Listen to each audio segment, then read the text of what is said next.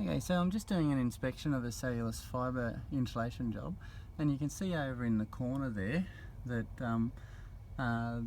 whoever the contractor was that did this job, didn't pump it into the corner there, into those edge bays. He didn't pump it out past that edge there into those bays, and so that's a significant amount of the job just in those couple of bays there. There's several square metres all the way along the side of the house there.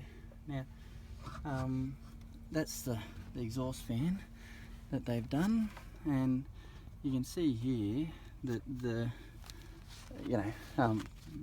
they've cut a bit of the sarking down to get into the roof, and they haven't even taped that back up. So it's very unfortunate to see tradesmen doing a job like this, because it's easy to staple that back onto the joists and then tape it back up while you're here.